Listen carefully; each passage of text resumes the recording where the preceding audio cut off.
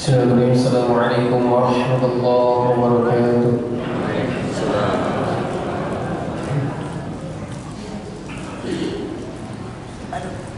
A'udzu billahi minasy syaithanir rajim.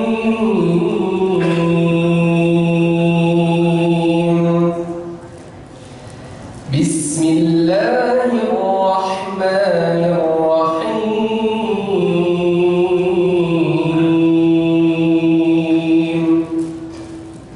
Bismillahirrahmanirrahim.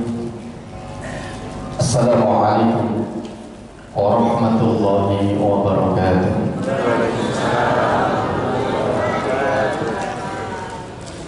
Alhamdulillah, alhamdulillahilladzi anzala ala abdihi alkitaba wa lam yaj'al lahu 'iwaja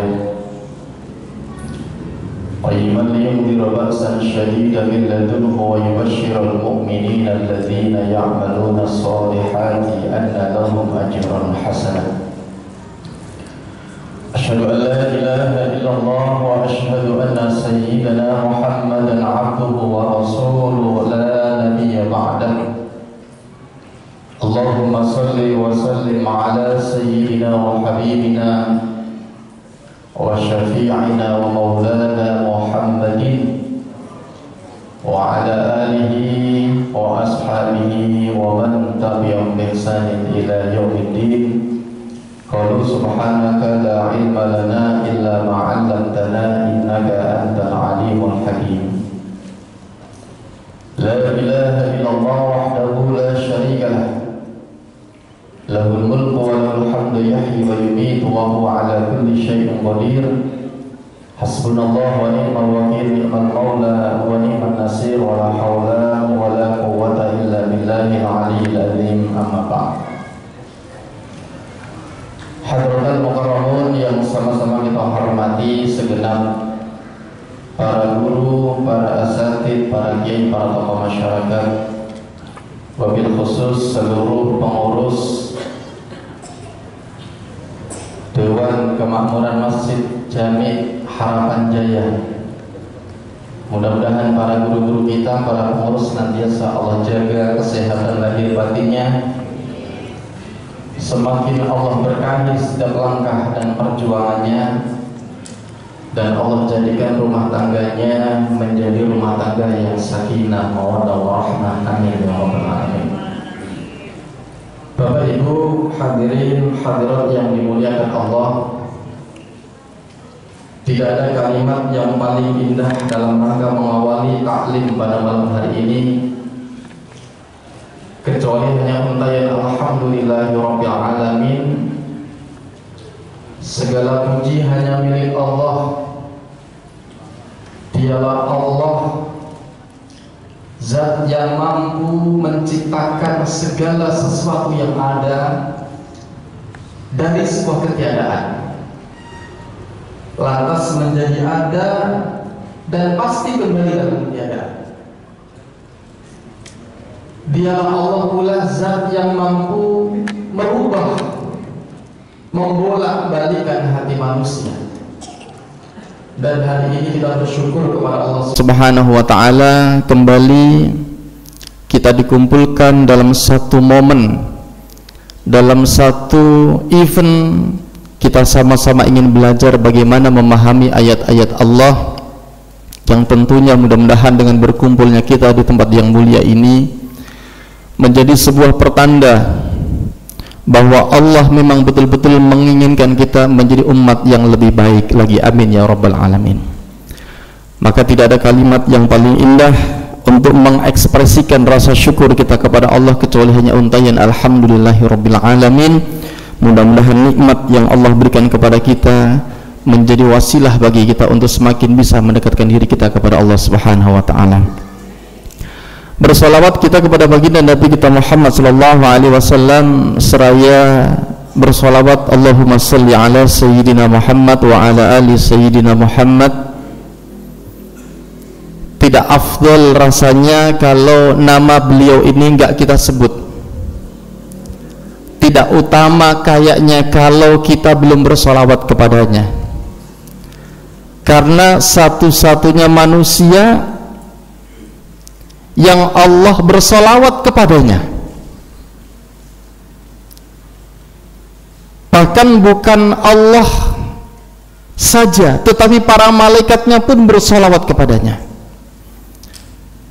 Bahkan satu-satunya perintah Allah, kalau Allah perintahkan kita salat, ada nggak dalil Allah salat? Nggak ada.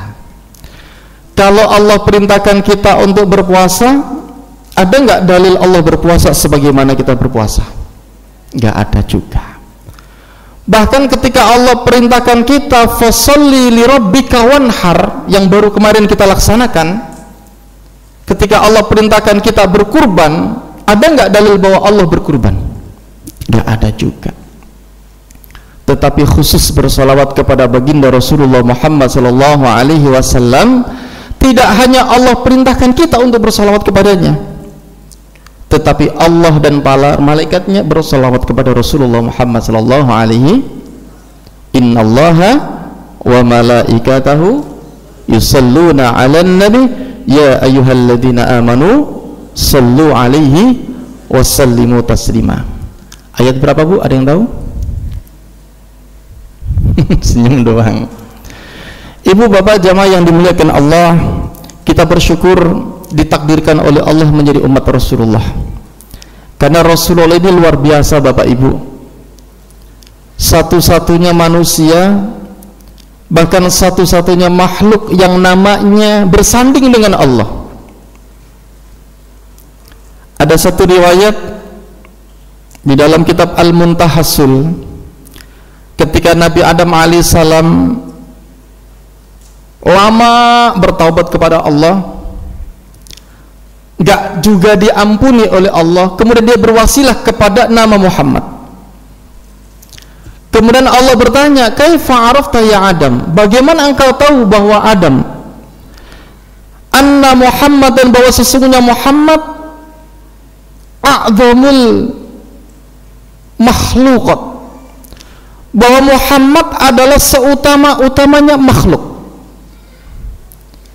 Kemudian Nabi Adam menjawab, ya Allah, ketika engkau ciptakan aku pertama kali, maka yang aku saksikan di setiap dinding-dinding arsy-Mu, di setiap tiang-tiang arsy-Mu selalu bertuliskan Allah Muhammad, Allah Muhammad, dan pasti Muhammad adalah makhluk yang paling utama.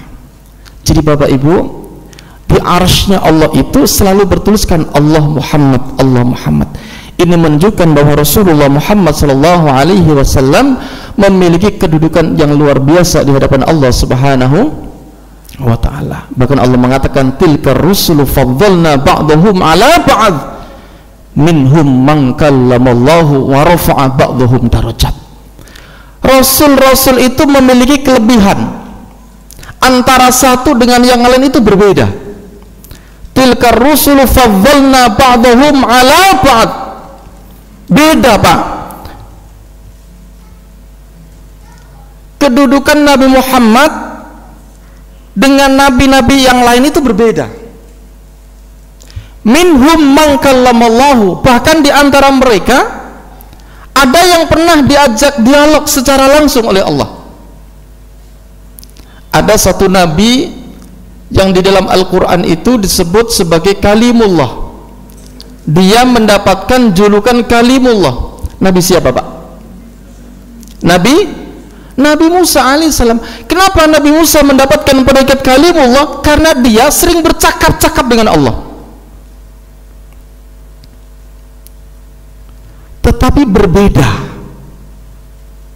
walaupun Nabi Musa alaihissalam sering berdialog dengan Allah, berbeda kedudukannya. Ini kok gerak-gerak terus ini takut tumpah ini. Ini kalau lagi naik suka getar-getar. Kalau Nabi Musa bapak ibu, ketika Allah ingin mengajak dialog dengan dirinya, Nabi Musa disuruh khalwat, disuruh uzlah dulu, dalam rangka litazkiyatin nafs, dalam rangka membersihkan jiwanya. Ruhnya harus disucikan dulu. Allah perintahkan dia di Bukit Tursina selama 30 hari plus 10 hari, 40 malam 40 hari dia khalwat dalam rangka membersihkan jiwanya. Begitu sudah bersih, bukan Nabi Musa yang diangkat diperjalankan oleh Allah, tapi Allah yang turun. Itu pun membentuk satu cahaya, dan cahaya itu membentur Bukit Tursina, dan Bukit Tursina hancur luluh. Tapi berbeda dengan Nabi kita Muhammad sallallahu alaihi wasallam, bukan Allah yang turun, tetapi Nabi Muhammad diperjalankan oleh Allah ke Sidratul Muntaha. Peristiwa Isra wal Mi'raj yang sering kita peringati, yang memperingati, kalau enggak ya enggak gitu.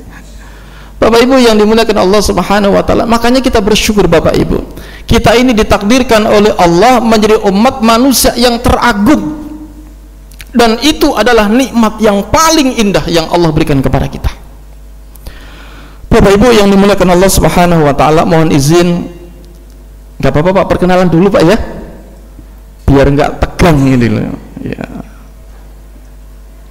Saya itu hari Jumat yang lalu, Jumat bukan Jumat kemarin, Jumat yang lalu, ketika dalam perjalanan ke Megamendung ada satu kegiatan muzakarah asatid, karena kebetulan kami dari Majelis Zikir As-Samawat Al-Maliki, kebetulan di sana ada bagian-bagiannya, termasuk ada Dewan Asatid Majelis Zikir As-Samawat Al-Maliki. Kami mengadakan satu muzakarah di sana. Pas lagi nyopir ada WA masuk dari Ibu Aminah. Kebetulan Ibu Aminah nomornya belum saya save, saya nggak tahu Ibu Aminah. Beliau menyebut nama Bu Endang. Bu Endang siapa? Saya nggak kenal. Saya tanya, Bu Endang orang-orang lu? Bukan katanya. Pokoknya nggak masalah lah ya. Intinya beliau meminta saya tanggal 30 Juni mengisi taklim di masjid ini.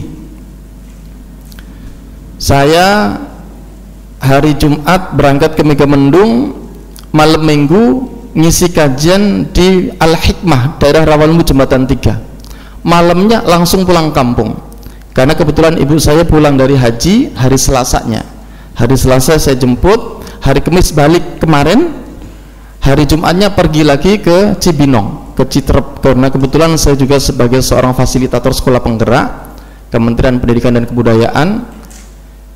Sampai malam Minggu tadi malam, karena udah capek, akhirnya anak-anak minta jalan-jalan ya, renang. Jadi malam ini kita nginep di Aston Bu. Gaya banget di Hotel Aston ya. Insya Allah besok pagi kita seperti biasa, karena kebetulan saya juga dosen di Unisma Bekasi, dosen Bu di Unisma Bekasi. Tidak hanya di Unisma, tetapi juga di Sekolah Tinggi Transportasi Darat, juga di Sekolah Mitra Keluarga juga ya. Dan alhamdulillah ini mohon izin berkenalan, karena ini adalah kali pertama saya diberikan amanah untuk menyampaikan taklim. Dan ketika panitia bertanya, Pak Ustadz temanya apa, saya nanya balik, maunya tema apa gitu kan. Karena momentumnya adalah bulan Muharram, maka temanya dikasih tentang keutamaan bulan Muharram. Bapak Ibu yang dimuliakan Allah Subhanahu wa taala, sedikit saya ingin bercerita tentang majelis saya. Kalau kampus saya, Ibu Bapak paling udah banyak yang tahu lah di Unisma Bekasi. Karena majelis saya mungkin banyak yang belum tahu. Majelis kami, Majelis Zikir As-Samawat Al-Maliki, ini satu majelis yang rada-rada semi torikoh, kayak semacam tarekat begitu. Sudah berdiri dari tahun 90-an di bawah bimbingan mursyid kami Bapak Kiai Haji Sa'adi Al-Batawi, asli orang Betawi ya.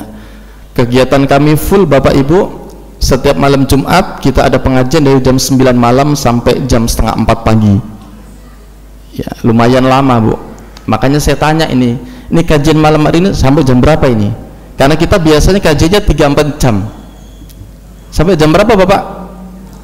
Sampai subuh, siap? Yakin? Kita kalau ngaji lama nih biasanya. Jadi Majelis Zikir As-Samawat Al-Maliki setiap malam Jumat pengajiannya untuk bapak-bapak dari jam 9 sampai setengah 4 pagi. Kalau untuk ibu-ibu setiap malam Ahad tadi malam itu dari jam 8 sampai jam setengah 1. Kalau ibu-ibu agak sorean setengah 1. Kita kalau ada bulanan Pak itu biasa 30.000 jamaah ya. Dan alhamdulillah mursyid kami dari tahun 90 sampai detik ini nggak pernah berhenti ngaji, terus ngaji. Bahkan kemarin ada COVID, kita tetap ngaji biasa. Alhamdulillah, ya nggak ditutup. Padahal Mekah Madinah aja tutup, kita nggak tutup. Tetap puluhan ribu yang hadir. Dan kita juga ada pengobatan gratis. Semuanya pengajian di sana gratis, free of charge. Bahkan mursyid kami Bapak Kiai Haji Sa'di Al-Batawi itu adalah sosok ulama yang menurut saya kalau dakwah nggak pernah minta upah. Itulah yang menjadi motivasi dan ghirah saya, walaupun saya lama di pesantren, bahkan sekarang ini sedang nulis disertasi di UIN Syarif Hidayatullah, tapi tetap ingin berkhidmah kepada beliau. Kenapa? Karena belajar keikhlasan kepada beliau. Ya, dakwah beliau nggak pernah minta upah, bahkan pengobatan free, semuanya gratis. Kalau hari Minggu bisa 400-500 pasien, dan itu semuanya gratis. Bahkan selama pengobatan itu beliau selalu ngasih nyumbang untuk fakir miskin. Bapak Ibu yang dimuliakan Allah Subhanahu wa taala, kita bersyukur malam hari ini diberikan kesempatan oleh Allah untuk bisa duduk di majelis ilmu.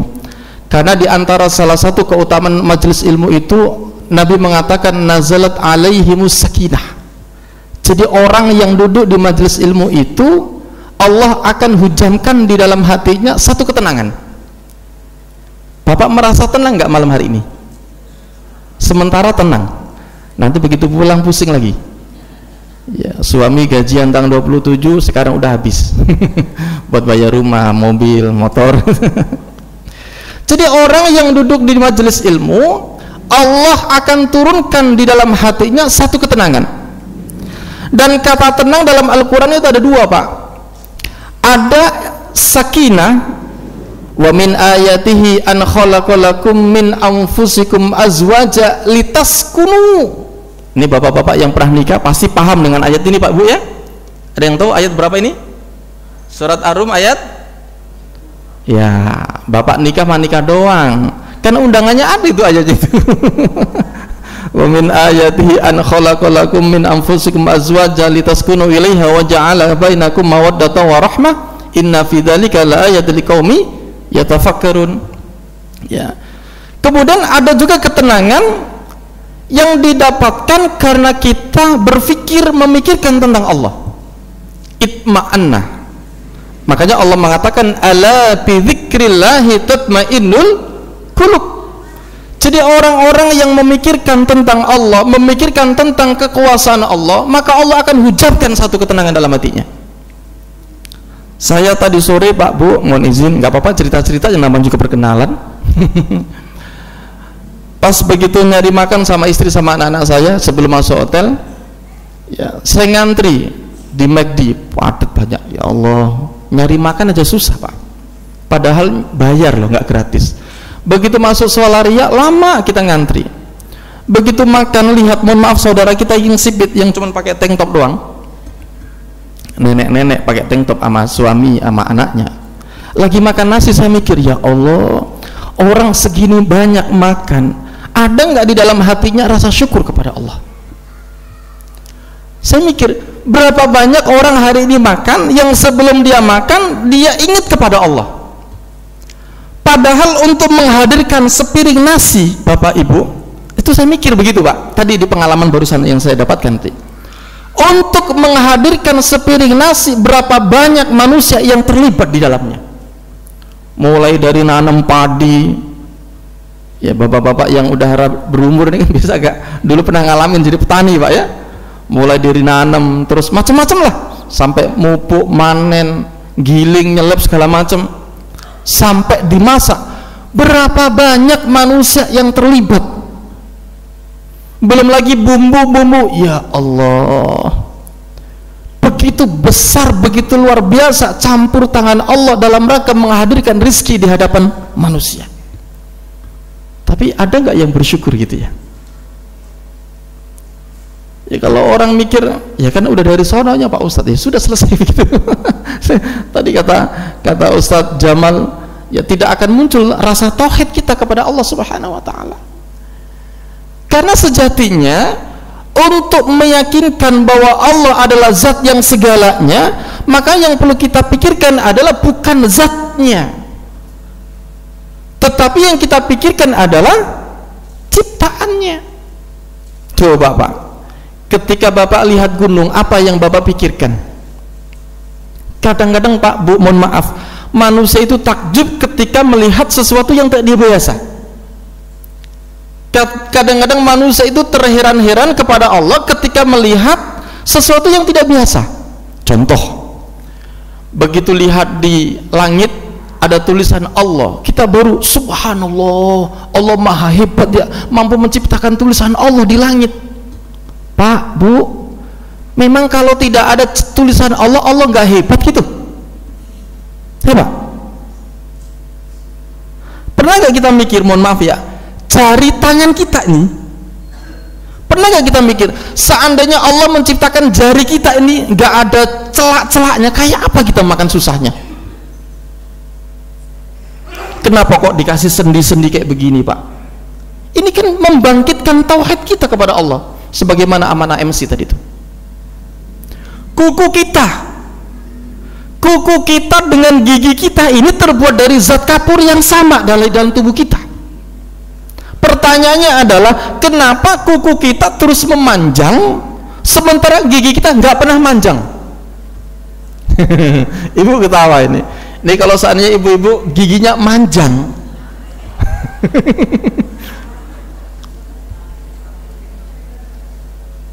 ini kan luar biasa, Pak. Belum lagi rambut kita. Kenapa rambut di kepala kita bisa memanjang sementara mohon maaf bulu hidung kita nggak pernah manjang terus? Ini kalau seandainya bulu hidung kita manjang terus, ada yang udah 3, 4, 5 cm lupa, nggak nyukur, paling bawa masker, ditanya, Bu, kenapa bawa masker? Lupa belum cukur bulu hidung. Kan nggak enak banget, Pak ya. Itu luar biasanya Allah, Pak. Makanya untuk membangkitkan tauhid kita kepada Allah, yang perlu kita pikirkan adalah tentang min ayatih, di antara tanda-tanda kekuasaan Allah Subhanahu wa ta'ala. Nah, Bapak Ibu yang dimuliakan Allah Subhanahu wa ta'ala, mohon izin meminjam dari ayat yang dibacakan oleh Ustadz Rio tadi. Di dalam surah At-Taubah ayat 36 Allah mengatakan, Bismillahirrahmanirrahim, Inna iddatas syuhuri indallahi isna asyara syahran fi kitabillah Yawma khalaqas samawati wal arda minha arba'atu hurum dzalika dinul Tayyib al-ayah. Sesungguhnya kata Allah, di sisiku, inna iddatas syuhuri indallah, sesungguhnya di sisiku itu terdapat 12 bulan, Pak. Jadi roda kehidupan manusia itu diatur waktu sesuai dengan garis edarnya. Kalau 1 minggu 7 hari, kalau 1 jam 12, kalau 1 jam 60. Ibu mah nggak fokus ibu ini. Diselewengin dikit aja, ikut aja ini. Begitupun dengan bulan, isna asyara syahran fi kitabillah yauma khalaqas samawati wal arda, ketika Allah menciptakan langit dan bumi, minha arba'atu hurum, di dalamnya ada 4 bulan yang Allah muliakan. Karena segala sesuatu itu, Bapak Ibu, itu pasti punya derajatnya masing-masing. Saya ambil contoh satu kata, mobil. Mobil ada nggak tingkatan-tingkatannya, Pak? Mobil yang paling mahal apa, Bu? Apa? Lamborghini. Ibu punya? Begitupun dengan bulan di sisi Allah.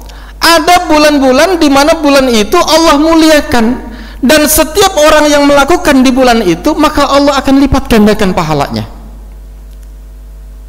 Nah, keterangan tentang 4 bulan yang Allah muliakan itu didukung dengan keberadaan hadis, dan kita meyakini di antara 4 bulan itu yang pertama adalah bulan Zulqa'dah atau Zulqaidah, kemudian Zulhijjah yang saat ini sedang kita berada di dalamnya, di malam Senin terakhir kita ini.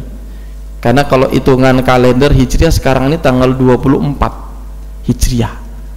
Insya Allah minggu depan kita sudah memasuki bulan Muharram.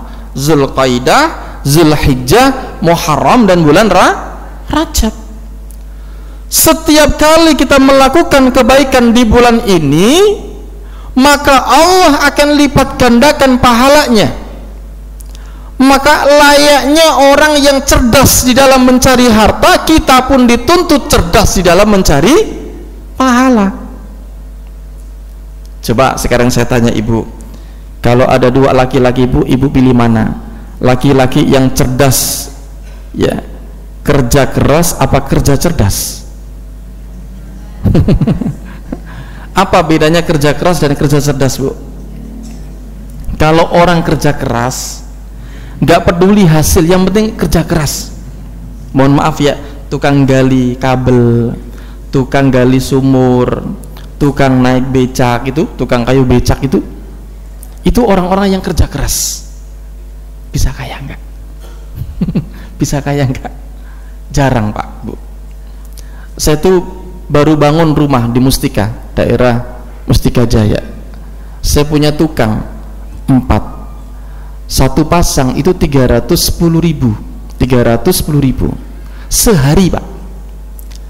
4 tukang 620.000. Saya mikir, ya Allah, tukang seharian dari jam 8 sampai jam 5 cuman 300, itu pun dibagi 2.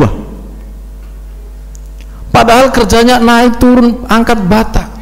Sementara kadang-kadang, mohon maaf saya, karena kan saya dosen, Pak, ngajar di tempat yang AC, ketemu mahasiswa-mahasiswi enak, ngobrol sebentar dibayar enak gitu kan. Kadang-kadang nguji skripsi, ngobrol cipika-cipiki sebentar doang dibayar banyak loh. Urusan dunia saja kita butuh kecerdasan, apalagi urusan akhirat. Coba Bapak Ibu, kita pernah nggak berpikir saudara-saudara kita yang matanya sipit itu, dia bebaskan tanah yang sekarang jadi Sumarekon. Itu konon yang punya dulu adalah Pak Haji. Ya, tanah seluas itu, Pak, Bu, itu punya hanya beberapa orang. Dibebasin, itu yang bebasin orang Cina. Dibebasin pakai bank. Setelah dibebasin, dikapling-kaplingin pakai bank juga. Orang Surabaya beli, orang Lamongan beli, ibu-ibu, bapak-bapak beli nggak ya? Mereka yang dulu membebaskan tanah Sumarekon sekarang kemana? Jalan-jalan ke Singapura, jalan-jalan ke Amerika, tidur di sana. Wah, duitnya ngalir terus. Dia cerdas dalam urusan dunianya, Pak. Untuk urusan dunia aja kita butuh kecerdasan, apalagi soal akhirat. Makanya, mohon maaf, kalau kita ibadah, semama Bapak sholat, begitu selesai sholat masih dapat pahala enggak? Ya enggak, Pak, sholatnya selesai kok. Begitu Bapak puasa, masih dapat pahala enggak selesai puasanya? Ya enggak lah. Tapi kata Nabi, ada 3 amalan, idza mata ibnu adama in qata'a amaluhu illa salasin. Ada amal perbuatan anak Adam, ya, dan semuanya terputus kecuali 3. Yang pertama adalah shadaqatun jariyah. Maka kalau kita ingin cerdas di dalam beramal soleh, kalau kita ingin cerdas di dalam membangun akhirat kita, harus perbanyak sedekah jariyah. Apalagi kita sekarang ini di bulan mulia, dan memasuki bulan besok pun bulan yang dimuliakan oleh Allah Subhanahu wa ta'ala, akan dilipat gandakan, Bapak Ibu. Bahkan Allah mengatakan, Allah ngajak damai, Allah ngajak kepada kita, Allah ngasih tantangan kepada kita. Apa kata Allah? Ya ayyuhalladzina amanu hal adullukum ala tijaratin tunzikum min adzabin alim. Wahai orang-orang yang beriman, maukah aku tunjukkan satu perniagaan, satu jual beli, sebuah urusan yang kalian tidak pernah buntung. Pokoknya kalau ibu mengikuti urusan itu nggak pernah rugi, untung terus. Kira-kira mau nggak, Bu? Semama ibu dengar nih, di lagi ada diskon 99%. Semua barang dijual 99%. Ibu mau nggak berangkat? dibela-belain utang kita ke sana. ini kalau bicara tentang belanja Pak, ini langsung sarafnya langsung bangun semuanya nih Pak.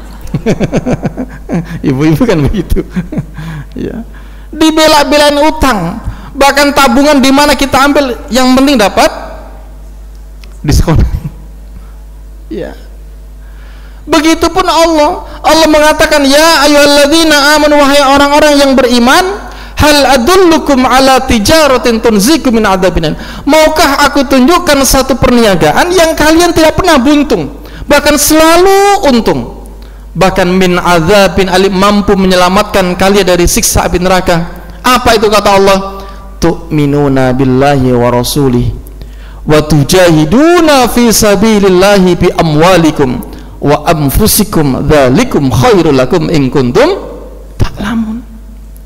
Yaitu beriman kepada Allah, beriman kepada Rasulullah, dan berjihad di jalan Allah dengan harta kita Pak. Jadi kalau kita mau beruntung, maka kita harus siap berjihad di jalan Allah dengan harta yang kita miliki, baru dengan jiwa kita. Jadi harta dulu baru jiwa Pak. Ya, kenapa harta? Karena mohon maaf, kadang-kadang kita ini dengan harta itu luar biasa Bapak Ibu. Ya, rapet banget gitu kan. Ya, udah susah-susah cari duit, tiba-tiba disuruh sedekah. Makanya Islam itu Bapak Ibu, antara perintah kita menyembah Allah dan perintah untuk berbuat baik sesama manusia itu seiring sejalan. Ya, coba Bapak Ibu bayangkan, setiap perintah ketika Allah mengatakan aqimus shalah, pasti diikuti dengan zakat, pasti hablum minallah hablum minanas. Dan ini diamalkan oleh mursyid kami Bapak Kiai Haji Sa'di Al-Batawi. Ya, sekarang ini kita punya majelis, lahannya ada kurang lebih 25 hektar di daerah Kohot Tanjung Burung. Saya berharap mudah-mudahan ibu-ibu nanti suatu saat bisa hadir di sana pengajian bulanan. Di sana masjidnya bagus, tempat toiletnya aja dibangun 4 miliar Pak. Karena beliau ingin membuktikan bahwa Islam itu nggak boleh kumuh. Islam itu harus wangi, Islam itu harus rapi, Islam itu harus higienis. Ya, jadi di Tanjung Burung itu begitu pasien datang, orang berobat, langsung disiapin ada kacang hijau, ya, ada teh manis, dan itu semuanya free. Semuanya kita yang melayani. Ya, kenapa dilakukan seperti itu? Karena mursyid kami, guru kami ingin bahwa Islam itu harus tampil melayani. Islam itu harus mulia dan mampu memuliakan saudaranya. Bahkan kata Nabi apa? La yu'minu ahadukum hatta yuhibba li akhihi ma yuhibbu li nafsihi. Orang itu dianggap belum beriman sampai dia mampu mencintai saudaranya sebagaimana dia mencintai dirinya sendiri. Ya, makanya dalam satu mahfudz dikatakan man as'adun nas, man as'adun nas. Siapakah orang yang paling berbahagia? Adalah dia yang mampu membahagiakan saudaranya. Nah Bapak Ibu yang dimuliakan Allah Subhanahu wa ta'ala, maka dalam rangka memasuki bulan Muharram ini ada beberapa langkah yang harus kita persiapkan. Yang pertama, harus banyak muhasabah diri, karena Muharram ini adalah tahun baru hijriah kita. Maka yang perlu kita lakukan adalah banyak introspeksi diri kita. Sholat kita kayak bagaimana, puasa kita apakah masih punya yang harus kita qodhoin? Apalagi mohon maaf ibu-ibu, ini paling banyak utang puasanya Pak. Jujur Bu ya. Ya kalau nggak jujur ya kebangetan. Ya apalagi yang punya anak banyak, tahun pertama menikah, hamil, nggak puasa. Ditanya kenapa nggak puasa ibu? Takut anaknya kuntet Pak Ustadz. Nanti begitu tahun kedua belum dibayar, udah masuk tahun kedua menyusui, nggak puasa lagi. Kenapa? Takut kurang gizi, macam-macam alasannya. Coba bayangin ibu-ibu kita ini, istri kita ini kalau punya anak 4, punya anak 5, berapa banyak hutang puasa yang harus dia qodho. Pertanyaannya adalah, kalau mau jujur, kira-kira puasanya udah komplit belum itu? Tuh, pede Pak. Ya. Padahal puasa itu kewajiban atau sunnah? Kewajiban. Jangankan hutang kita kepada Allah Bapak Ibu, hutang kita kepada bank aja kalau kita telat, gelisah hati kita. Begitu memasuki bulan Muharram, introspeksi diri. Momen Allah memuliakan bulan ini, maka sebaiknya kita memperbanyak qadha puasa, qadha salat. Bahkan mohon maaf di tempat kami Bapak Ibu, di majelis kami, bahkan kami sebelum memasuki bulan Rajab kemarin kita disuruh khalwat. Sebelum khalwat kita diperintahkan oleh mursyid kami puasa 3 bulan. Puasa 3 bulan, Bu. Kira-kira gimana itu ya? Tujuannya apa? Dalam rangka mengqadha puasa kita masa lalu. Ya. Bahkan kalau sedikit kita mau bicara fikih, ya. Di dalam mazhab Ja'fari itu dikatakan wajib bagi anaknya untuk mengqadhakan puasa orang tua yang sudah meninggal. Kayaknya bapak-bapak belum banyak yang dengar ini ya Pak ya. Kita ini punya kewajiban kepada orang tua, tidak hanya mendoakan tetapi mengqadhakan puasa. Sebagaimana sabda Nabi, man mata alaihi siyamun shoma anhu waliyuhu. Barang siapa yang mati meninggalkan puasa, artinya dia mati kok meninggalkan hutang puasa, shoma anhu waliyuhu, maka wajib baginya ahlinya mengqadhakan puasanya.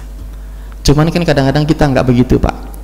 Orang babelan biasanya begitu, bapak ibunya meninggal, anaknya ngumpul Pak, kumpul, diundang semuanya. Ngomongin apa biasanya Pak? Tuh sepakat banget, sama berarti orang sini ya.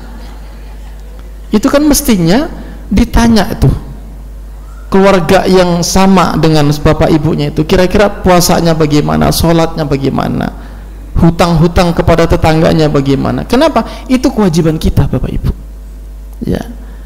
Kira-kira kalau bapak ibu mendengar orang tua kita disiksa di kubur, gimana rasanya? Sedih nggak?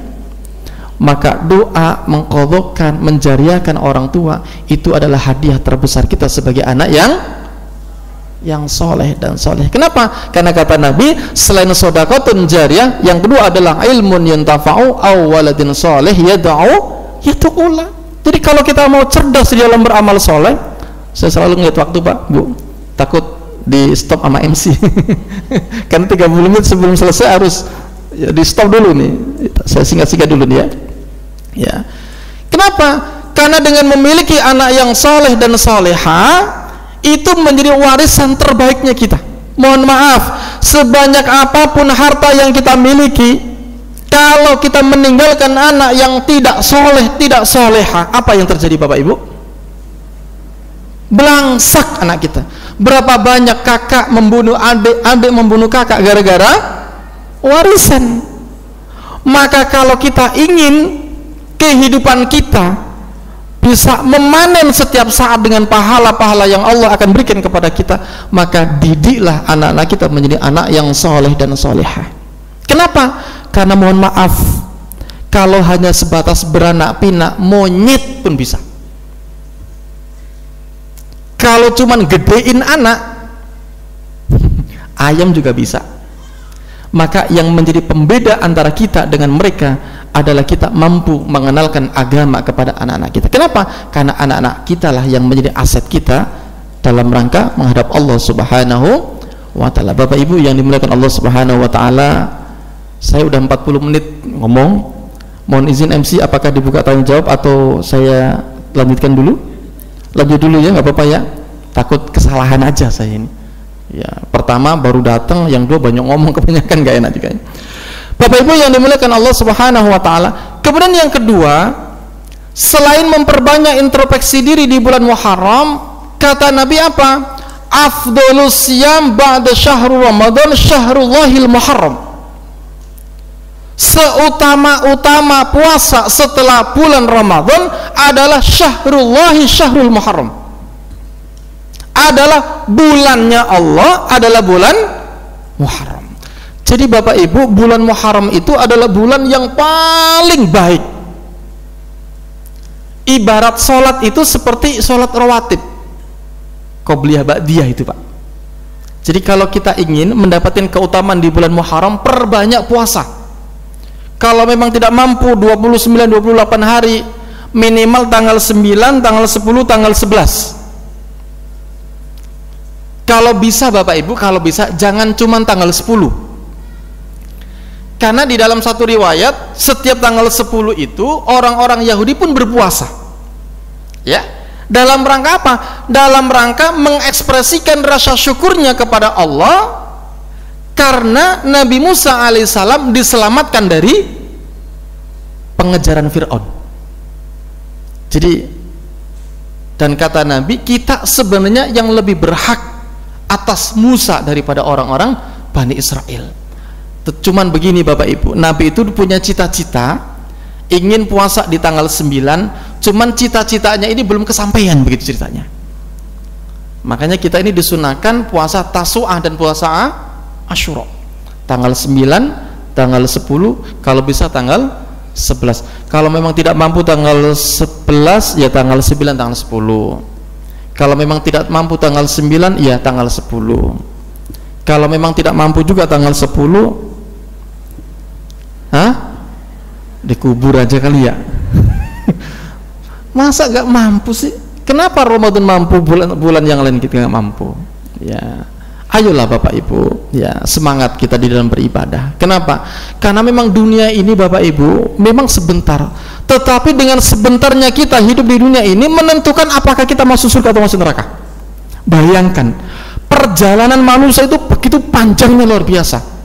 50 tahun sebelum Allah takdirkan kita nemplok di Bekasi, lahir ke dunia, kita ini sudah hidup di alam ruh. Di Lauhul Mahfuz kita ditulis nama Abdul Ghafur bin Mas'ud bin Salekan, itu udah ada. Begitu 50 tahun dalam catatan ada 9 bulan 10 hari di alam ruh, apa di alam rahim kita. Demplok kita di alam rahim mak kita. Begitu 9 bulan meletus meletus. Kita dilahirkan emak kita. 60-70 tahun kita hidup, itulah yang akan menentukan perjalanan sisanya di alam barzah. Berapa lama Bapak Ibu kita di alam barzah? Dan di alam barzah itulah yang menentukan apakah kita akan masuk surga atau masuk neraka. Orang kalau mau masuk surga di alam barzah pasti sudah dikasih nikmat sama Allah. Begitu sebaliknya, calon ashabun nar, calon penduduk neraka di alam barzah pun udah mendapatkan siksa. Dan di antara salah satu harapan-harapan orang yang telah meninggal itu, ya Allah, kepingin cepat kiamat loh Bapak Ibu. Jadi orang yang meninggal itu mereka berharap betul, ya Allah, cepat datangnya kiamat itu, cepat-cepat. Kenapa? Karena orang baik berharap segera mendapatkan balasan dari kebaikan yang dia lakukan. Begitupun sebaliknya, orang yang jahat, orang yang tidak baik, dia mengira dengan hari kiamat datang siksa kuburnya selesai, padahal akan mendapatkan siksa yang jauh lebih berat lagi. Ya, makanya 60-70 tahun kita hidup akan menentukan perjalanan, sisa perjalanan hidup kita setelahnya. Di alam barzah, dibangkitkan kita dari alam kubur, dikumpulkan di padang mahsyar, menunggu manusia dihisap oleh Allah. Ya Allah, kayak apa itu perjalanan hidup manusia itu? Makanya kita bersabar. Ya, pengen ganti rumah, sabar dulu lah, kan masih ada rumah yang lama, banyak sodako dulu. Pengen apa, sabar. Ya, kenapa? Karena memang dunia ini memang tempat berlelah-lelah Pak, capek betul memang.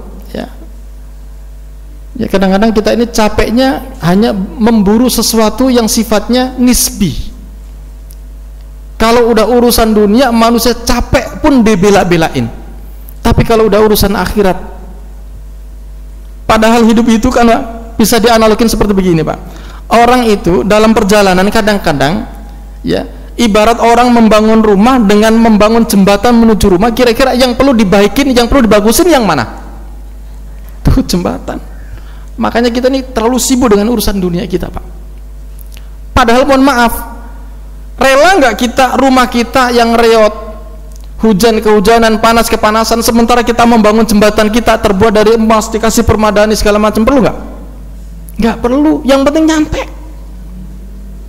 Hari ini manusia terlalu mempersiapkan jembatan seindah-indahnya, terlalu sibuk mempersiapkan bagaimana hidup bahagia, sampai lupa bagaimana mempersiapkan kematian yang membahagiakan.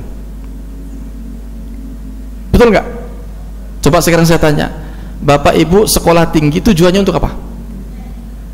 Biar dapat pekerjaan enak, biar hidup bahagia, betul nggak Pak? Orang nyiapin segala macam dengan fasilitas yang ada, rumah, mobil, kendaraan, segala macam fasilitas hidup, tujuannya bin bahagia. Pertanyaan saya adalah, apakah kebahagiaan itu sudah mutlak di peralatan-peralatan rumah tangga itu? Kebahagiaan itu adanya di mana sih? Hah? Kebahagiaan itu ada di mana, Bu? Yang menciptakan, yang membuat orang bahagia itu kendaraan, makan enak, rumah, atau yang menciptakan diri kita sendiri? Yang menciptakan diri kita sendiri. Saya kasih analogi dulu. Ini yang pernah diajarkan oleh guru saya. Ada orang naik sepeda, anak istri tawa-tawa di jalan, panas-panas ngegoes dia. Yang satu orang naik mobil Camry. Bush. Kata orang naik mobil Camry, kata dia di ngomong, wih, tadi barusan ada bapak ibu tawa-tawa naik sepeda ngegoes, enak banget, kayaknya bahagia betul itu. Ya, kayaknya bahagia banget gitu ya, nggak ada beban. Kata orang naik sepeda, waduh, barusan Camry lewat, mana tadi dibuka lagi kacanya, kelihatan banget perempuan yang di sebelahnya cantik banget, itu pasti istrinya. Kata orang naik sepeda, orang naik Camry bahagia, naik kendaraan mewah, istri cantik, di belakang anak tawa-tawa. Kata orang naik Camry, yang naik sepeda bahagia. Kenapa? Yang naik Camry mikirin tagihan mobil, mohon maaf nggak nyinggung bapak lo ya. Sebenarnya bahagia itu di mana sih? Makanya bahagia itu adanya di rasa syukur kita, Bapak Ibu. Apapun yang Allah berikan kepada kita hari ini, maka syukuri. Kenapa? Karena konsekuensi orang yang tidak bersabar atas ketentuan Allah, tidak ridha kepada apa yang telah Allah tetapkan kepadanya, maka kata Allah, falyattakhid ilahan siwaya, carilah Tuhan selain aku. Apa kata Allah dalam hadis qudsi? Man lam yardha bi qada'i wa lam yasbir 'alal bala'i falyattakhid ilahan siwaya. Barang siapa yang tidak bersabar atas ujianku, tidak terima atas ketentuan yang telah aku berikan kepadanya, falyattakhid ilahan siwaya, maka cari Tuhan selain aku. Ini kalau Allah udah ngomong cari Tuhan selain aku, kemana kita nyari Tuhan selain dia, Pak? Maka Bapak Ibu yang dimuliakan Allah Subhanahu wa taala, ini sebagai pengantar dulu ya. Insya Allah masih ada 30 menit atau mungkin boleh nambah barangkali kalau saya dibutuhkan. Terima kasih, mohon maaf atas segala kekurangan. Billahi taufiq wal hidayah. Wassalamualaikum warahmatullahi wabarakatuh. Waalaikumsalam warahmatullahi wabarakatuh. Syukron Ustaz, mudah-mudahan apa yang sudah disampaikan bisa menjadi bekal buat kita untuk lebih memperbaiki diri. Baik Bapak Ibu sekalian, seperti yang kami sudah sampaikan, setelah materi ada tanya jawab, karena itu kami persilahkan. Silahkan yang mau bertanya. Bu Ibu ini, enggak Bu?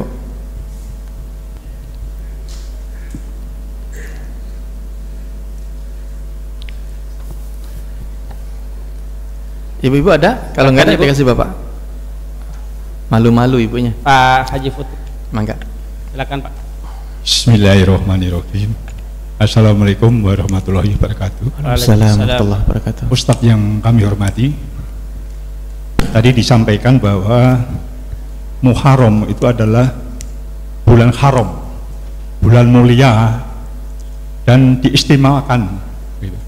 Karena dan bulan Muharram ini adalah bulan pertama di dalam kalender Hijrah atau tahun baru Islam. Dan begitu juga bahwa Muharram itu adalah, tadi disampaikan oleh Pak Ustadz, adalah Syarullah. Jadi apa namanya, bulannya Allah Subhanahu wa taala. Nah, yang menjadi pertanyaan adalah secara historis apa yang menjadi latar belakang atau dasar pertimbangan awal penetapan bahwa Muharram itu sebagai kalender Islam atau tahun baru Hijrah, utamanya di zaman Khalifah Umar bin Khattab. Itu yang pertama.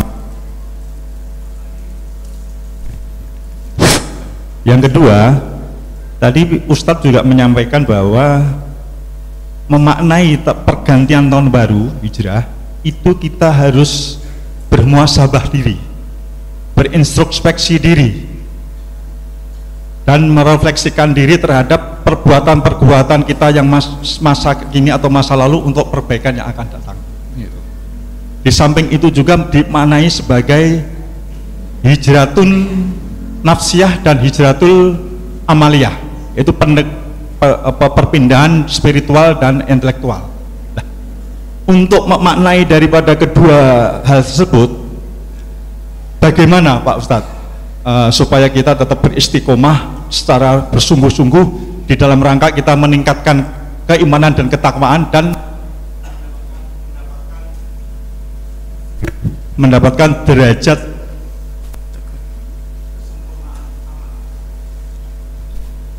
terus yang ketiga barangkali mohon maaf yang terakhir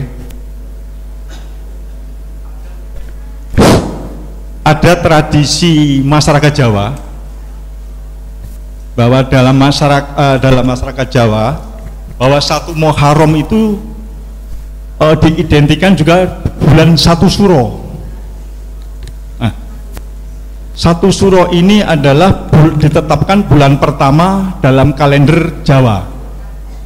Nah, bahkan satu suro ini juga dianggap suatu bulan yang sakral. Itu. Nah, bagaimana perspektif Islam, pandangan Islam terhadap kejadian-kejadian tersebut, Pak Ustadz? Terima kasih. Wassalamualaikum warahmatullahi wabarakatuh. Mungkin ibu-ibu tadi kayaknya banyak banget katanya, suruh kasih kesempatan dulu. Ada ibu? Emang enggak? Itu dulu. Mungkin bapak yang depan tadi sekalian. Ya. Katanya nyampe subuh. Assalamualaikum warahmatullahi wabarakatuh. Assalamualaikum. Terima kasih kesempatannya Pak Ustadz. Sebenarnya tadi udah ditanyakan masalah malam satu suro itu Pak Ustadz. Saya ada satu lagi kalau gitu. Tadi pas mukadimah Pak Ustadz masalah muhasabah dan kita untuk mengkodo orang tua kita yang udah meninggal, baik puasanya, sholatnya dan lain sebagainya. Misalkan kita sebagai anak atau ahli waris dari orang tua kita nggak sanggup untuk mengkodok puasanya, sholatnya dan lain sebagainya, kan kita nggak tahu Ustadz, setiap tahunnya orang tua kita itu nggak puasa berapa kali gitu, sedangkan bertahun-tahun sampai meninggalnya kita nggak tahu gitu. Itu ada cara lain nggak Ustadz untuk mengkodok itu selain kita mengkodok sholatnya, mengkodok puasanya, istilahnya kita berusaha untuk biar sempurna untuk itu gitu. Terima kasih. Assalamualaikum warahmatullahi wabarakatuh. Waalaikumsalam warahmatullahi wabarakatuh. Bismillahirrahmanirrahim. Pak Ustadz Jamal, ini ada berapa sesi? Mungkin sampai jam 9 aja Ustaz. Jam 9 ya. Ya, mohon izin Pak. Yang pertama tadi siapa Bapak? Pak Haji Putut. Ini orang Bali Pak Haji. Jawa.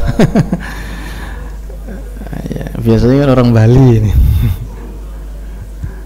Putu. Ya. Bismillahirrahmanirrahim. Subhanaka la ilma lana illa ma 'allamtana innaka antal alimul hakim. Mohon izin Bapak Ibu, saya nggak bawa pulpen, nggak bawa kertas, jadi saya catat aja di sini. Ya, ada 4 pertanyaan. Mohon izin untuk menjawab sesingkat mungkin. Insya Allah nanti ba'da kajian pun bisa kita lanjutkan diskusi di luar forum ya. Kita free kok. Saya kan ke hotel lagi, nggak ada acara. Bismillahirrahmanirrahim. Terkait dengan sejarah Muharram, Ya, Muharram ini memang keberadaan bulan Hijriah itu lebih lambat daripada bulan Masehi. Kenapa kok tidak ditetapkan pada saat Nabi hijrah saja? Begitu Nabi hijrah dari Makkah ke Madinah sebagai penentu awal, kok ternyata justru ya bulan Hijriah itu yang menetapkan itu di zaman Umar ibn Khattab radhiyallahu anhu. Ya.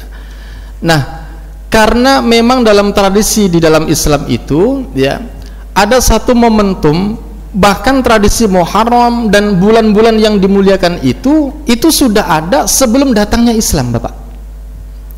Jadi tradisi ketika memasuki bulan Zulqa'dah atau Zulqaidah, Zulhijjah, bulan Muharram, tradisi orang Arab saat itu yang tadinya mereka mohon maaf hobi perang, memang tradisi orang Arab senang perang, Bapak. Ya. Nabi dalam catatan sejarah itu puluhan kali mengikuti peperangan. Ya, memang orang Arab tuh dari dulu senang perang. Ya. Dan begitu memasuki bulan-bulan yang mulia ini, tradisi peperangan itu stop dulu. Artinya apa? Kesepahaman semua tentang budaya itu sudah ada zaman itu. Ya. Bahkan kalau kita lihat sejarah, ini mohon maaf nih kalau tidak setuju, ya. Hampir semua negara yang di dalamnya Islam masuk pasti melalui pedang.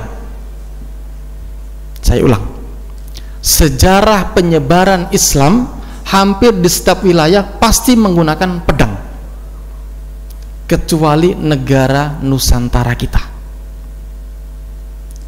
Saya kebetulan mengajar di kampus itu, salah satu mata kuliah adalah sejarah pendidikan Islam, membahas tentang sejarah ya ketika Islam mengalami satu puncak kejayaan itu ditandai dengan 3 kampus besar.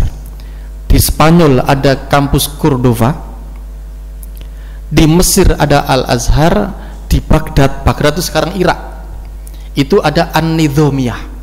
Salah satu rektornya adalah Imam Al-Ghazali yang sering kita dengar, itu adalah salah satu rektor di An-Nidhomiyah di Baghdad. Dan mohon maaf, hancurnya umat Islam disebabkan karena menaklukkannya dengan menggunakan pedang, akhirnya hancur pula karena pedang pula. Sekarang ini di Spanyol ada nggak umat Islam? Hampir nggak ada, tinggal sejarah. Dan banyak negara-negara, apalagi dulu kalau kita bicara tentang perang salib, luar biasa itu. Artinya umat Islam itu punya masa kelam dulu lah, zaman dulu itu. Ya, hanya satu-satunya negara kita yang sampai ini umat Islamnya adem, ayem, nggak ada kekerasan. Kenapa? Karena proses penyebarannya menggunakan pernikahan, perdagangan, budaya, seni. Itu Pak. Kalau seandainya zaman itu ketika dinasti Abbasiyah sedang berjaya ingin menaklukkan Nusantara kita, saya yakin nggak akan mampu, Pak. Betul. Kenapa? Pertama, jaraknya jauh. Yang kedua, saat itu Singosari, Majapahit itu adalah negara-negara besar kita. Ya, dan armadanya luar biasa. Jadi kenapa para wali-wali zaman itu, ya terutama yang sekarang disistematisasi dengan adanya Wali Songo itu, mereka berdakwah dengan menggunakan seni dan lain sebagainya, ya karena hanya dengan seni, perdagangan, pernikahan, budaya dan sebagainya, itulah media yang paling bisa diterima oleh masyarakat Jawa pada saat itu. Ya, saya tidak ingin terlalu jauh menjawab itu, tetapi yang jelas berbicara tentang sejarah Muharram, sebelum datangnya Islam, Muharram itu sudah bulan yang dimuliakan oleh orang-orang kafir Quraisy pada saat itu. Kemudian yang kedua, tentang introspeksi diri agar kita yang tadinya berawal dari kaum intelektual meningkat menjadi spiritual. Karena satu kalimat yang pernah disampaikan oleh Umar ibn Khattab, dia mengatakan hasibu anfusakum qabla an tuhasibu. Hisaplah diri kalian sebelum kita dihisap oleh Allah. Bahkan kata guru saya, media untuk menghisap itu bisa harian, bisa mingguan, bulanan, bahkan tahunan. Ibu bapak kalau mau tidur biasanya apa yang dipikirkan? Ya mestinya kalau mau tidur itu dihisap. Ya Allah tadi ngapain aja, banyak istighfar. Itu kan menghisap harian. Ya. Nah, yang diharapkan apa? Dengan kita berusaha terus mengintrospeksi diri. Kenapa? Karena bermuhasabah diri itu adalah bagian dari perintah Allah juga. Allah mengatakan, ya ayyuhalladzina amanu taqullaha wal tanzur nafsum ma qaddamat lighad wattaqullaha innallaha khabirum bima ta'malun. Wahai orang-orang yang beriman, bertakwalah kalian kepada Allah, wal tanzur nafsum ma qaddamat lighad. Perhatikan semua perbuatanmu, baik perbuatan yang akan kita kerjakan maupun perbuatan yang sudah lewat. Wattaqullah, dan bertakwalah kalian kepada Allah. Ya. Artinya apa? Dengan kita bermuhasabah diri, tidak hanya kita semakin cerdas secara intelektual, tetapi yang paling penting adalah bagaimana kita mampu membangun kecerdasan secara spiritual. Mohon maaf Bapak Ibu, saya ini kan dikit lagi udah doktor, mohon maaf ya. Ya, mau dibilang nyombong nggak apa-apa dah. Ya. Saya itu sering bergaul dengan banyak profesor ternama di Indonesia. Ketika ngajar banyak profesor yang curhat, Bu. Curhat tentang anaknya, curhat tentang kekurangan finansial, macam-macam. Oh, ternyata sekelas profesor yang umurnya udah nggak sedikit aja, mereka masih suka mengeluh. Berarti boleh jadi mereka itu cerdas secara intelektual, tapi belum tentu cerdas secara spiritual. Bahkan ada satu cerita ini, Pak. Ya, ada satu cerita nih, Bu, ya. Begitu profesor selesai ngasih seminar internasional, pulang buang jas di kursi, istrinya lagi marah-marah, tambah ngamuk. Padahal tadi pagi dia menjadi macan podium di seminar, begitu rumah takluk sama istrinya, Pak. Takut dia. Gara-gara Pak dimarahin, cuman naruh jas di sofa. Berarti kan dia cerdas secara intelektual, tapi gak cerdas secara spiritual. Nah, orang yang cerdas secara spiritual itu boleh jadi, mohon maaf, gak pinter secara intelektual, tapi karena penisbahannya, ikhtiarnya, tawakalnya kepada Allah tinggi, setiap menghadapi apapun selalu bergantung kepada Allah. Ya, ta'alluq ilallah, bergantung kepada Allah Subhanahu wa taala.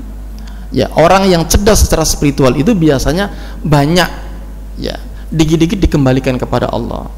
Ya, saya kan banyak setiap hari Rebu, kadang-kadang Minggu itu kan banyak, Bu, belajar pasien-pasien yang berobat di sana itu. Ya, rata-rata mereka yang dikasih kecerdasan spiritual itu justru, mohon maaf, orang-orang susah. Orang yang hidup di tempat dalam kesusahan itu biasanya mereka lebih legowo menerima takdir daripada orang kaya tiba-tiba jatuh banyak ngumpat-ngumpat Allah, nyalahin Allah. Padahal apa yang kita miliki ini sebenarnya cuma pinjaman. Saya teringat kalam dari Kiai Zainuddin MZ. Orang di dunia itu sebenarnya seperti orang parkir aja, tukang parkir. Mobil mewah-mewah datang, dia ditata, nanti diambil, ya udah gak bakal marah. Kita kan ngumpulin sekarang nih, Pak. Ya, ngumpulin kita harta nih. Kenapa begitu harta kita diambil kita marah sama Allah? Nah, jadi filosofi tukang parkir enak, Pak. Ya, itu. Nah, jadi dengan berintrospeksi diri, kita berharap kepada Allah mudah-mudahan tidak hanya mampu membangun kecerdasan secara intelektual, tetapi juga secara spiritual. Nah, tentang tradisi satu syuro di Jawa, kebetulan saya orang Jawa juga ini, dan pernah mengalami satu momen yang pernah menyaksikan juga Bapak Ibu tentang satu syuro, apalagi mohon maaf di Jawa, terutama di Madiun, Ponorogo, terusan itu ada satu perguruan yang mengsakralkan malam itu. Ya. Lah bagaimana pandangan Islam? Kira-kira bagaimana Pak dalam menurut Islam, Pak? Karena biasanya Bapak Ibu, ya, jamaah sekalian yang dimuliakan Allah, ya, sakralnya sebuah momentum itu kadang-kadang tergantung kepada perspektif saja. Kayak begini, ya. Sekarang ini tanggal bulan yang suka ada apes itu biasanya bulan apa, Bu? Bulan yang kata orang Jawa bulan apes itu bulan apa namanya? Bulan Safar, ya. Betul ya, bulan Safar, ya. Katanya kalau bulan Safar itu nanti nggak boleh nikah, kalau nikah cerai, nggak boleh usaha, nanti usaha bangkrut segala macam. Ibu percaya nggak ya begitu? Itu yang membangun itu adalah alam imajinal kita.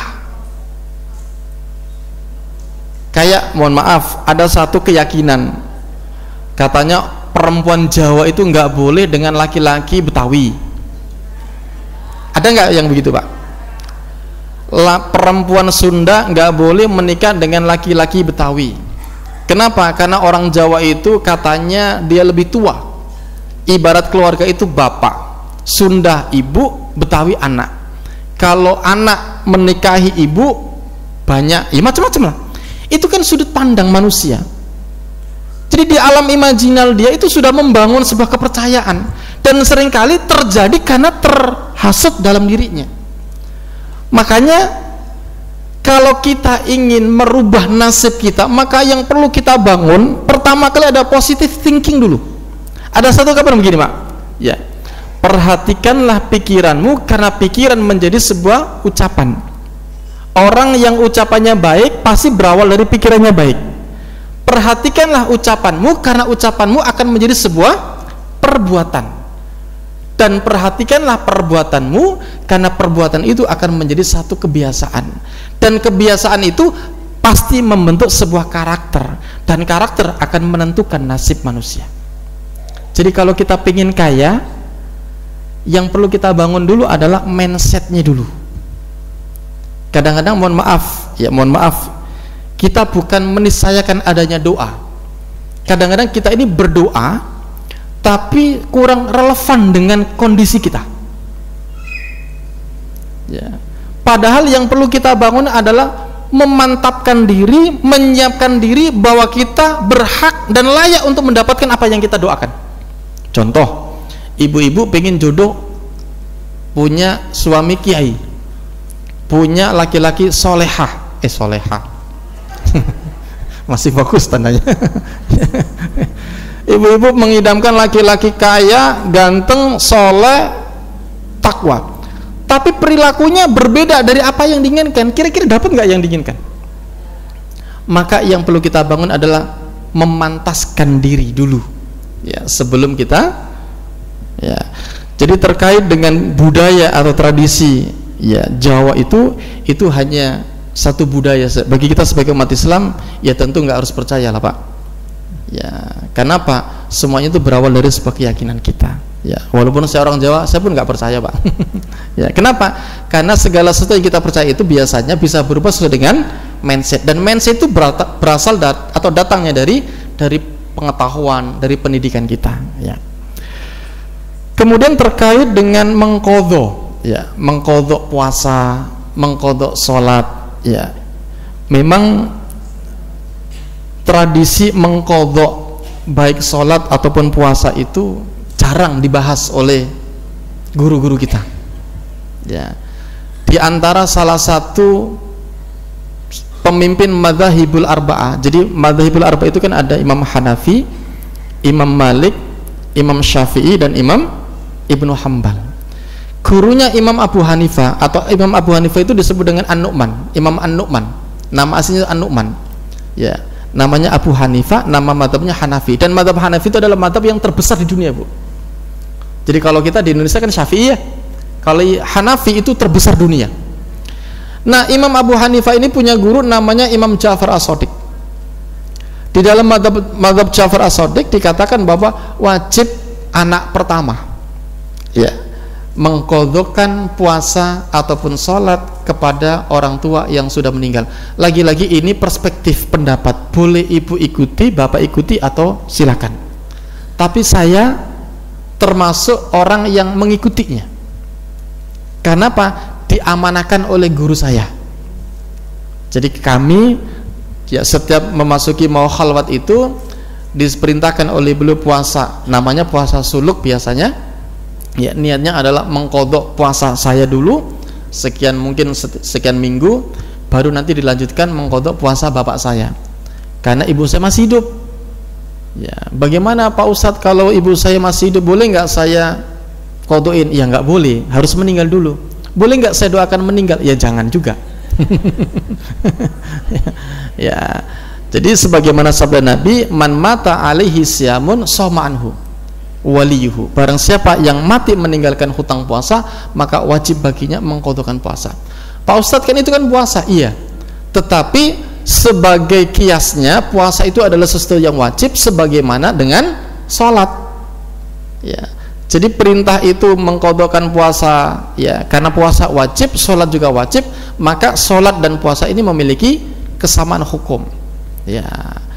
Terus ada nggak cara yang lain yang bisa kita lakukan dalam rangka mengganti puasa atau qadanya?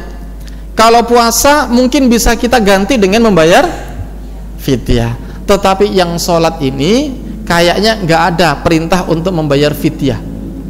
Ya, harus kita sholat juga, ya. Jadi, dan menurut saya Bapak Ibu jamaah, kayaknya nih kan ini bagian dari sebuah balas budi kita kepada orang tua kita. Kata orang Babelan, ilok, kita udah digedein, kita udah dilahirin, kita udah dirawat segala macem, ya, cuman menggantikan mengqadhakan puasanya, sholatnya aja kita masih berat, ya. Ya, itu hitung bagian dari sebuah kewajiban kita kepada orang tua kita. Mudah-mudahan ya kita semuanya diberikan kemampuan, ya, untuk bisa mengqadhakan baik puasa maupun sholat orang tua kita. Terima kasih. Mungkin bagaimana? Tuh, ibu-ibu mau lanjut? Mangga, silakan. Pak, itu ya, mungkin mic-nya? Ya, saya ingin ngikutin aja. Assalamualaikum warahmatullahi wabarakatuh. Pak Ustadz, yang saya tanyakan ini kan tentang puasa sama sholat, ya. Kalau puasa kan setahun sekali waktu bulan Ramadan, itu kan bisa diqadha walaupun kita atau orang tua kita. Tapi kalau yang namanya sholat itu kan ya harus dilakukan setiap hari dan setiap waktu. Bagaimana kalau kita yang lalu-lalu itu nggak kita kerjakan atau yang orang tua kita nggak kerjakan, terus apakah kita juga untuk diri kita sendiri itu bisa diqadha atau bisa dirapel gitu kadonya gitu? Umpama sholat zuhur yang lalu-lalu karena kita nggak kerjain bisa 5 kali 10 kali kita sholat zuhur gitu. Kalau dengan orang tua kita juga gitu, seperti itu Pak Ustadz. Apakah melihat sidang, apakah boleh seperti itu? Ya. Udah, ada lagi? Ya, untuk orang tua juga yang lalu-lalu orang tua nggak kerjain, apa bisa kita ganti sholatnya itu dengan kita qadha gitu. Ya, itu aja, makasih Pak Ustadz. Baik, bismillahirrahmanirrahim. Subhanaka la ilma lana illa ma 'allamtana innaka antal alimul hakim. Terkait puasa atau sholat qadha, ya, terutama terkait dengan sholat, memang sholat ini adalah bagian dari kewajiban kita, terutama ibu-ibu paling banyak meninggalkan sholat. Ya, mohon maaf yang pernah muda dulu, yang kuliah biasanya menstruasinya selesai jam 11, kadang-kadang lanjut sampai sore, zuhurnya lewat, asarnya kadang-kadang lewat juga. Kadang-kadang kita itu mencari celah-celah gimana sih biar nggak sholat, cari-cari nanti keluar lagi, padahal mah udah enggak, cuman hati kita condongan biar nggak sholat lagi. Itu kebiasaan kita begitu, betul nggak Bu? Tuh, betul Pak. Kita ini kadang soal syariat itu nyari-nyari celah, gimana sih caranya biar kita terbebas dari syariat. Nah, bagaimana caranya kita mengqadhakan? Apakah sholat zuhur boleh berkali-kali? Ini menurut guru saya dan beberapa mazhab Syafi'i pun pernah saya mendengar boleh saja, ya. Terkait dengan etika atau adab kita, ya, ini kata beliau, ya, jangan mengqadha sholat pada saat selesai sholat subuh. Kan biasanya selesai sholat subuh kan kita nggak boleh sholat sunnah ba'diyah. Nah, ibu mengqadha sholat subuh yang lain, nah jadi ada fitnah nanti, ya. Jadi kalau pengen mengqadha sholat subuh, maka hindari jangan sampai orang lihat. Kenapa? Khawatir jadi fitnah, itu aja. Nah, apakah boleh? Boleh. Ya. Bagaimana Bu? Masih bingung? Ya, masalah sholat itu kan sehari 5 kali, ya. Betul. Itu setiap sholat kan kalau harus tepat waktu, ya. bagaimana kalau sampai lalai sampai berhari-hari berbulan-bulan gitu, masa masih bisa dikodok juga? Sedangkan waktu sholat itu setepat-tepatnya waktu harus kita kerjakan. Betul. Namanya sholat kodok itu adalah sholat untuk mengganti, bahasa kita bayar utang. Namanya bayar hutang itu ya sesempatnya kita, ya. Kalau memang sempatnya di waktu isya, selesai sholat isya lagi. Niatnya apa? Kalau memang ibu biasa pakai nawaitul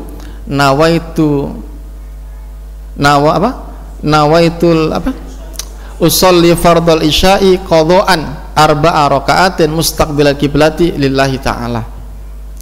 Kalau mau sholat zuhur, usolli fardal zuhri qadhaan arba'a raka'atin mustaqbilal kiblati adaan lillahi ta'ala. Jadi kalau mau menggunakan bahasa niat dalam bahasa talafut bin niyah, maka tinggal merubah, ya, menggunakan istilah qadhaan, ya. Jadi tergantung kepada niatnya. Walaupun saya ulang, niat itu tidak tergantung kepada ucapan itu. Jadi nawaitu usolli, ya, kemudian bahasa niat dalam bahasa Arab itu sebenarnya hanya dalam rangka untuk menguatkan keyakinan kita aja. Kenapa? Karena namanya niat itu adanya dalam hati, Bu. Ibu datang dari rumah dengan udah wudhu, niatnya ngapain? Sholat. Sama, ibu bangun jam 3 terus makan jam 3, niatnya ngapain?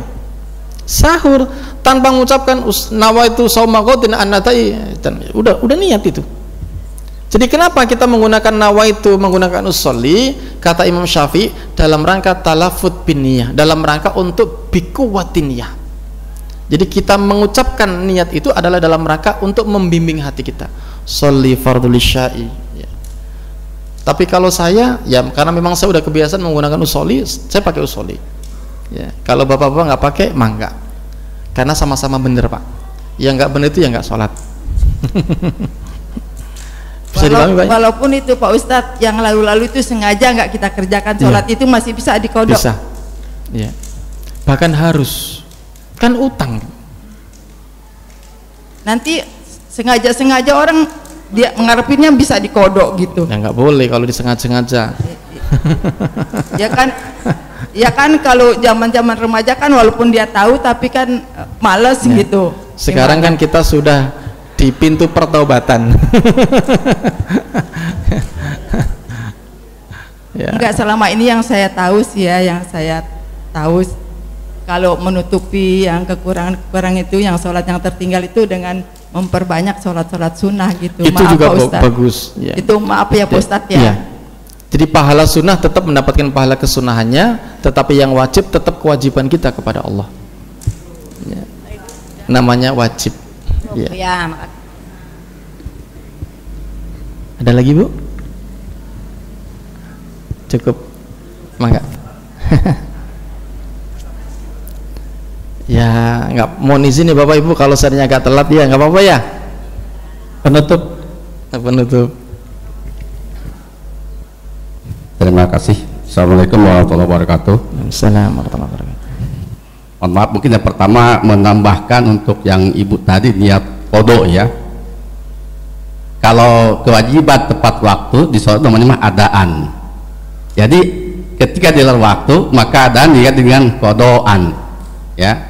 Misalnya usolli fardhu isya'i arba'a raka'atin mustaqbil qada, ada aja diganti qadaan lillahi ta'ala, bukan di depan qadaannya, ya.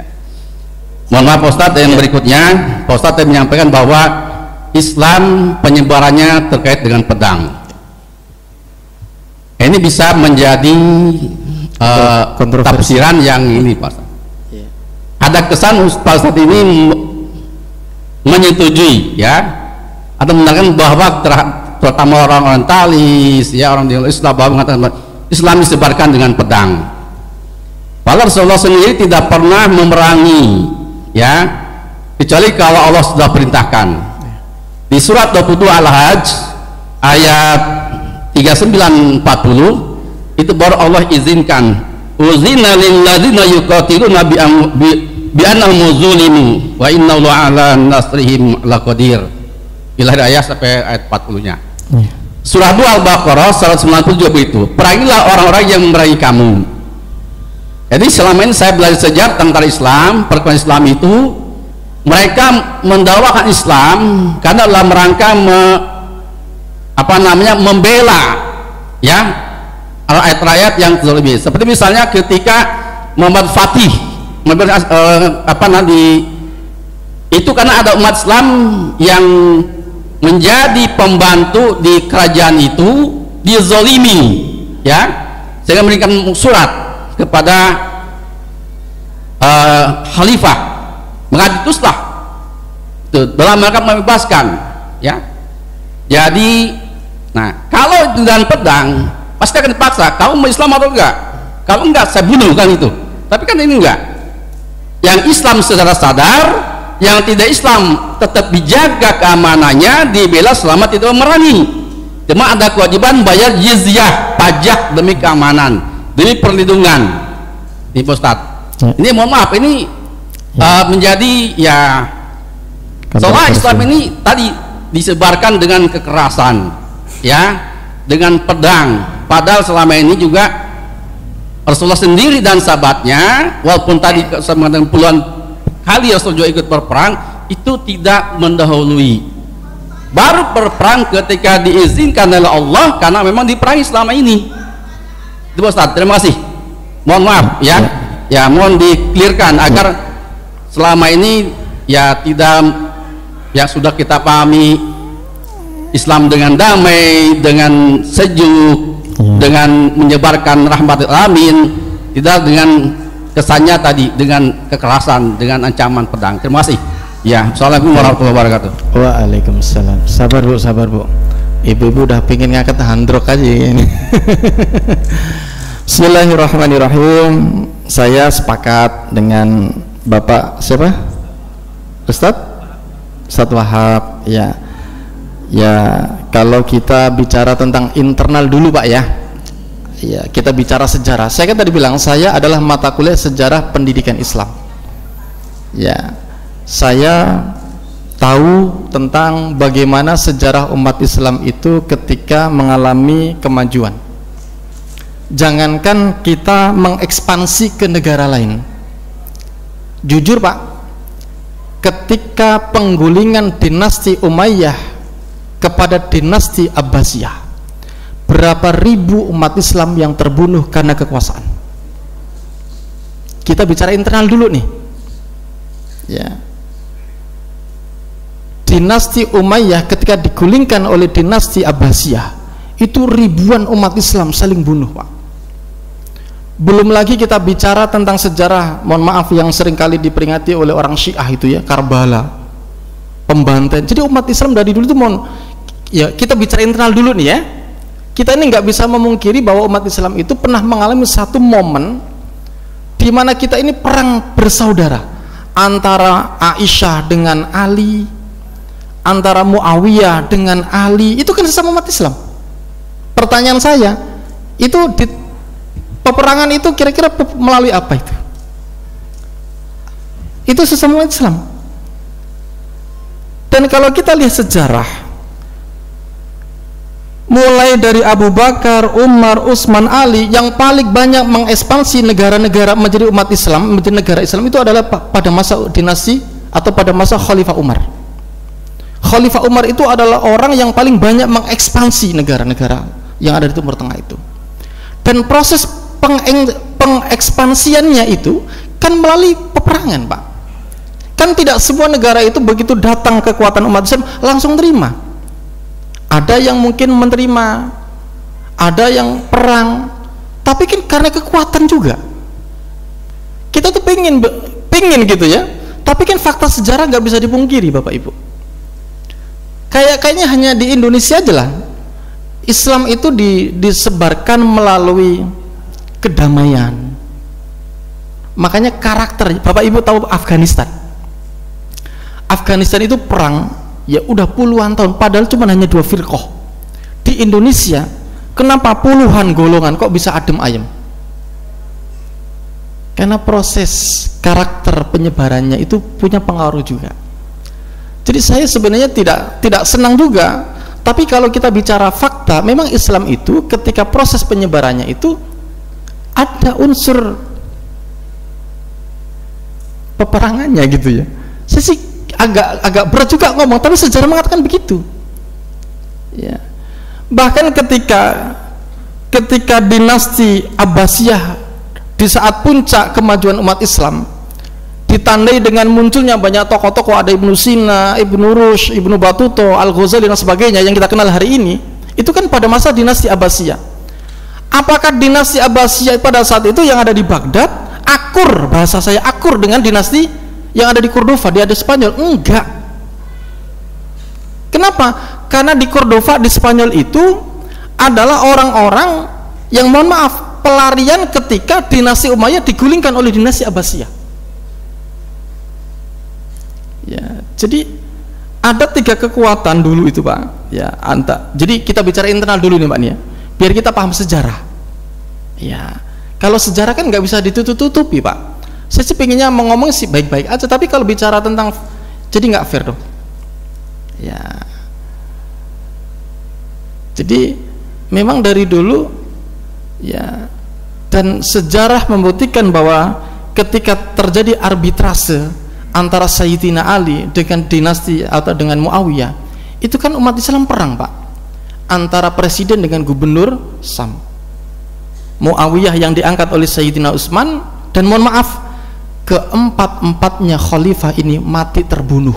Saya ulang, matinya dibunuh. Menurut logika kita, Bapak, menurut logika, kalau presiden mati dibunuh, ada masalah nggak dalam internal kepemerintahan? Ya pasti ada masalah, Pak. Abu Bakar diracun, Umar ditikam perutnya sampai ususnya keluar, Sayyidina Utsman lagi baca Quran ditikam dari belakang, Sayyidina Ali lagi imam subuh digorok oleh Muljam, dan Muljam itu adalah orang yang hafal Quran. Bayangkan, Pak, ini kan bicara fakta sejarah ini. Bapak kalau nggak setuju, kalau nggak sama, cari referensi sebagai pembanding, ya nggak apa-apa. Kalau presidennya mati dibunuh oleh rakyatnya sendiri, kan berarti ada problem di situ. Nah, kalau sejarah begini kan kita nggak mungkin mengalihkan sejarah sementara, nggak seperti itu ya. Jadi, tapi kalau bicara keluar, ya saya setuju ya. Kita ingin membahas Islam yang damai, yang rahmatan lil alamin ya. Kenapa? Karena itu bagian dari sebuah syiar kita. Makanya dari dulu sampai hari ini, namanya kekuasaan itu selalu memiliki efek yang, mohon maaf ya, kan dari dulu soal kekuasaan aja, Pak, soal kepemimpinan kan ya. Sayyidatina Aisyah perang dengan Ali, soal kekuasaan. Utsman, kekuasaan. Panjang lah ini bahasanya, sejarah soalnya. Ya, tapi anyway, terima kasih sudah diberikan masukan, Bapak. Mudah-mudahan ini menjadi satu pencerahan juga buat kita semua, Ibu ya. Mudah-mudahan dengan kajian yang hampir 1,5 jam lebih ini, Bapak Ibu belum merasa puas, dan bisa kita lanjutkan di kemudian hari. Terima kasih. Cukup. Mohon maaf atas segala kekurangan. Mari sama-sama kita tutup dengan doa kafaratul majelis. Subhanakallahumma wa bihamdika asyhadu an la ilaha illa anta astaghfiruka wa atubu ilaik. Wassallallahu ala sayyidina Muhammad walhamdulillahirabbil alamin. Assalamualaikum warahmatullahi wabarakatuh.